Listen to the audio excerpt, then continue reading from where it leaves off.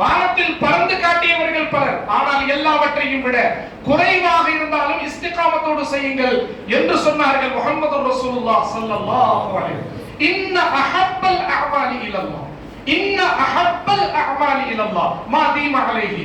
இமாம் நஸீ ரஹ்மத்துல்லாஹி அலைஹி ஹதீஸிலே கொண்டு வருகிறார்கள், அல்லாஹ்வுக்கு மிக மிக பிரியமான அமல், எந்த ஒரு அமலை நிலையாக நீங்கள் செய்கிறீர்களோ அது அல்லாஹ்வுக்கு பிரியமானதாக மாறிவிடுகிறது. இங்கே இஸ்திகாமத்தே ஒரு மிகப்பெரிய கராமத். அரபியில் சொல்லுவார்கள், அல் இஸ்திகாமத்து கைரும் மின் அல்ஃபி கராமா. ஒரு நிலையான அமல் 1000 கராமத்துகளை விட சிறந்தது. 1000 அதிசயங்களை நிகழ்த்தி காட்டுவதை அல்லாஹ் பார்ப்பதில்லை.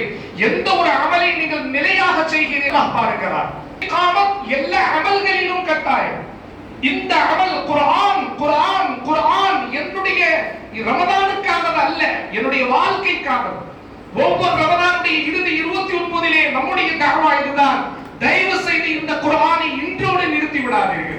குர்ஆன் திறந்த புத்தகமாக இருக்கட்டும், மூடிய கஸ்தூரி மூடிய எந்த மனிதரும் பயன்படுத்தாத நறுமணமாக இந்த குர்ஆன் ஆகிவிடக் கூடாது.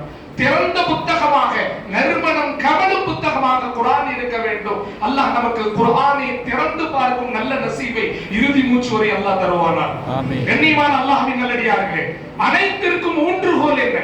ஒரு மனிதன் நிம்மதியாக வாழ, அல்லாஹ்வுடைய நெருக்கம் பெற, நபிமார்களுடைய வழியில் வாழ, இறைநேசர்களுடைய வழியில் வாழ, இவன் வாழ்வில் நிம்மதி அனுபவிக்க என்ன செய்ய வேண்டும்? அல்லாஹ் குர்ஆனில் சொன்னது போல அற்புதமான குடும்பவியல் ஒரு மனிதனுக்கு சரியாக அமைய வேண்டும். திருமணத்திற்கு முன்பிருந்தே நம்முடைய துஆ இப்படி இருக்க வேண்டும். அல்லாஹ் தஆலா தன்னுடைய இபாதுர் ரஹ்மான் என்ற அற்புதமான தன்னுடைய நல்லடியார்களை பற்றி குர்ஆன்ல பேசுறான். எந்த வசனத்துல பேசுறான்?